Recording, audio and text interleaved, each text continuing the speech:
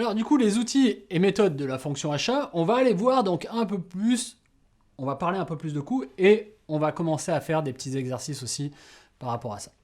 Alors, tout de suite, quand on parle de coût, effectivement, on parle de coût de ce que ça coûte d'acheter tel ou tel produit ou service, bien évidemment.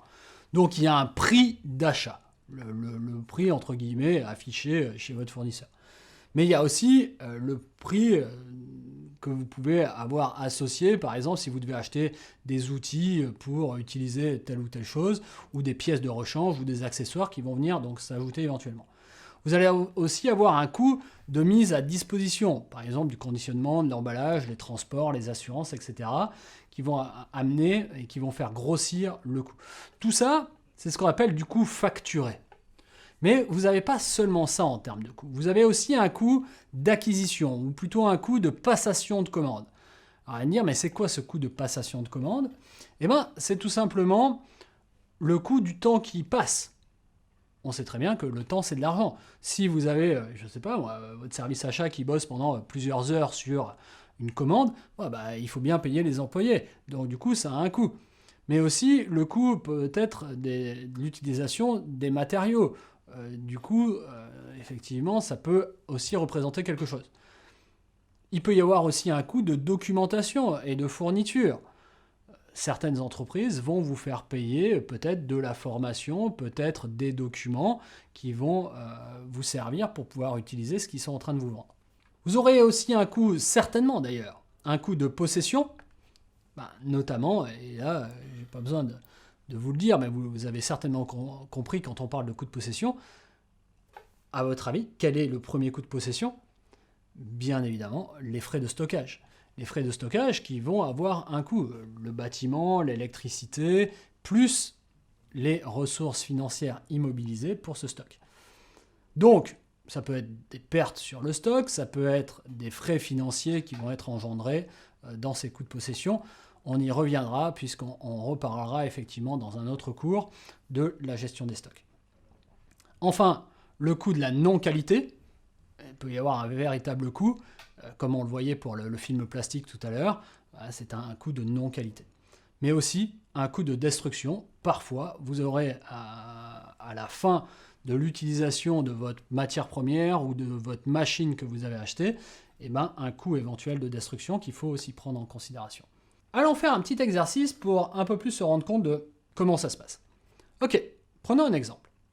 Votre entreprise consomme chaque année 1000 articles, l'article A, d'un prix unitaire rendu hors taxe à 300 €.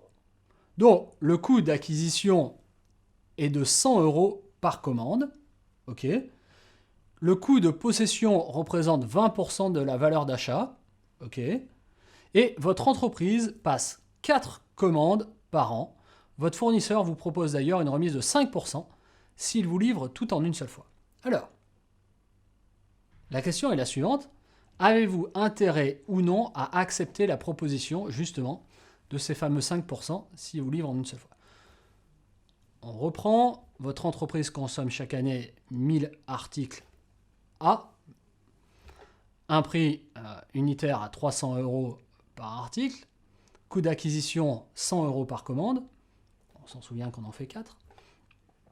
Et le coût de possession représente 20% de la valeur d'achat. Avez-vous intérêt à accepter les 5% de ristourne si on vous livre en une seule fois? Allons faire quelques calculs. Premier cas, si on fait les 4 commandes dans l'année. Donc on ne va pas bénéficier au fond de ces 5%. Le prix d'achat, c'est 1000 fois 300, vous l'avez compris, puisqu'on a 300 € par 1000 articles, donc ça fait 300 000 €, très bien. Le coût de l'acquisition, vu qu'il y a 4 commandes et que c'est 100 € par commande, il y a 400 € de coût d'acquisition. La valeur moyenne du stock, donc du coup, on va calculer ça, mais on aura 1000 divisé par 4, ça va nous faire 250, et que l'on divisera par 2, ce qui nous donnera 125 pièces. Donc le coût de possession, il sera de 125 multiplié par 300, et auquel on n'oubliera pas d'ajouter les fameux 20% de la valeur d'achat. Donc, 125 multiplié par 300 multiplié par 20% est égal à 7 500 euros.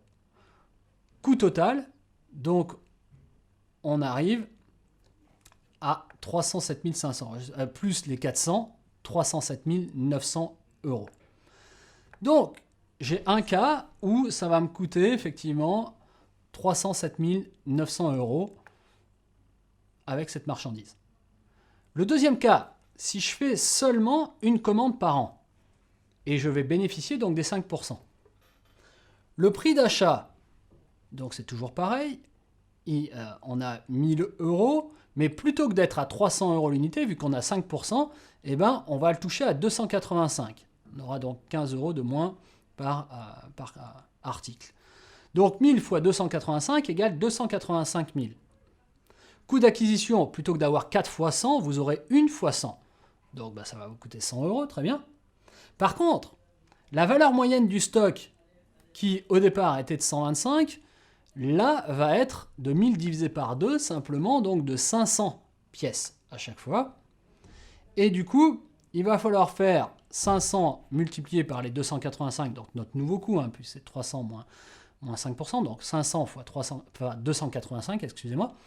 500 fois 285, multiplié par nos 20%, les fameux 20% effectivement de coût de possession. Donc ça nous fait 500 fois 285 fois 20% égale en fait à 28 500. Et 28 500 plus les 100, 28 600, plus les 285 000.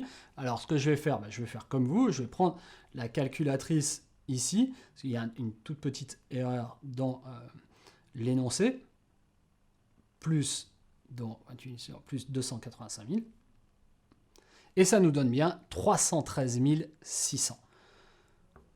Donc vous voyez que dans un cas, je suis à 307 900, et dans l'autre cas, je suis à 313 600.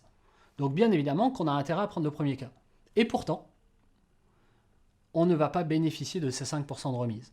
Donc vous voyez que là, les 5% de remise ne sont pas du tout intéressants et qu'il vaut mieux être livré en 4 fois plutôt que d'être livré en une seule fois et d'avoir un coût de stockage qui est trop important et qui va en plus nous enlever de la trésorerie.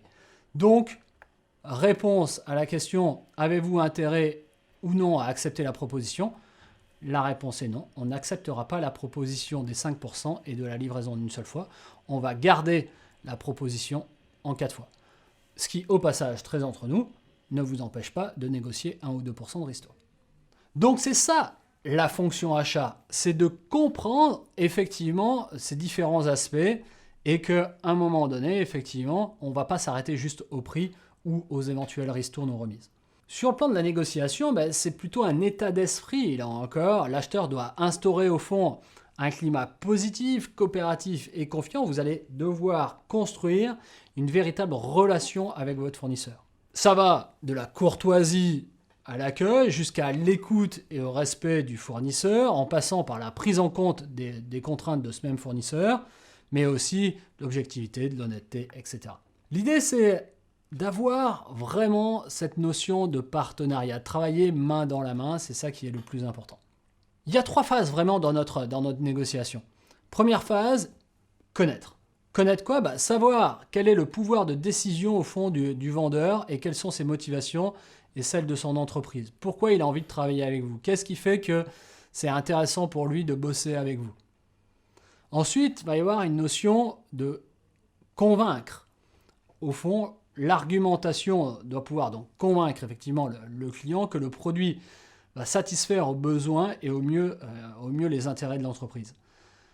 Et vous aussi, vous allez devoir convaincre, si vous voulez, au sein de votre entreprise pour répondre aux différents services et aux différents besoins. Et puis enfin, il va y avoir cette notion de conclusion. Effectivement, l'acheteur doit conclure avant que le vendeur ne lui demande d'autres concessions. Et oui, bien évidemment, le job de l'acheteur, c'est de négocier, et le job du vendeur, c'est de vendre en négociant le moins possible. L'acheteur, si vous voulez, il est toujours dans cette recherche du meilleur rapport qualité-prix et de la meilleure optimisation possible. Donc du coup, lui, il va essayer de réduire le nombre d'articles et de réduire le nombre de fournisseurs. Donc l'action de l'acheteur n'est pas uniquement sur les prix, mais également sur les frais administratifs dus à la gestion des achats. On l'a vu avec l'exemple juste avant dans l'exercice. L'idée aussi, c'est de réduire le nombre de produits. Pourquoi ? Encore une fois, par rapport à la question des stocks, plus je réduis le nombre de produits, moins j'ai de stocks. Moins j'ai de stocks, plus c'est intéressant sur un plan financier. On sait très bien que l'immobilisation financière et les frais de gestion sont importants. Et donc, si je réduis le nombre d'articles, je réduis ces frais-là. Ça m'intéresse beaucoup.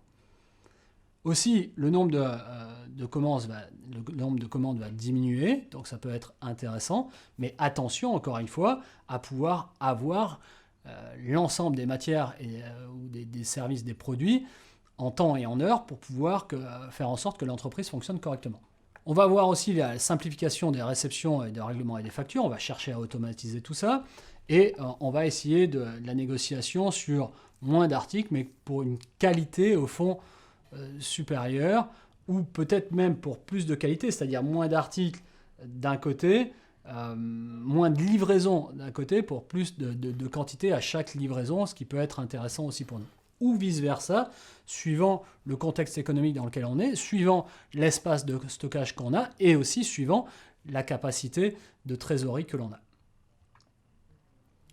Donc, on va chercher à cibler des fournisseurs en différentes catégories, ABC notamment, tout comme on le verra dans la gestion des stocks, où on aura aussi une gestion des stocks ABC. Mais pour identifier les secteurs où l'entreprise peut réduire le nombre de fournisseurs sans créer de dépendance, mais aussi conserver les fournisseurs les plus performants. C'est bien là tout un des enjeux de la fonction achat. Comment, vous allez me dire, on peut évaluer les fournisseurs ? Eh bien, vous allez mettre des critères en place. C'est ce que l'on va voir par la suite. Vous allez voir effectivement comment on peut évaluer, entre guillemets, les fournisseurs. On va pouvoir trouver différents critères de qualité. Un premier critère, la qualité. Donc le niveau de qualité, régularité de la qualité, effectivement, sur la matière première, sur le service ou sur les produits qui sont fournis. Très bien. Un critère, bien évidemment, vous l'aurez compris, sur le prix, c'est évident. Par rapport à nos concurrents, par rapport à ce que l'on achetait avant, par rapport à ce qui se passe sur le marché, etc. Mais pas seulement.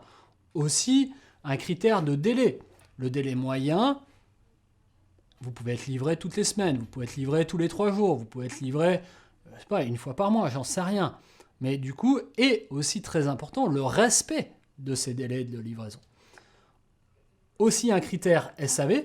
Tiens, s'il y a un problème avec nos livraisons, s'il y a un problème avec la matière, ça peut arriver. Est-ce qu'on arrive à joindre facilement le SAV et est-ce qu'ils peuvent faire quelque chose rapidement dans des délais assez brefs? Et puis peut-être un autre critère sur la gestion administrative, donc les bordereaux de livraison, les factures, etc.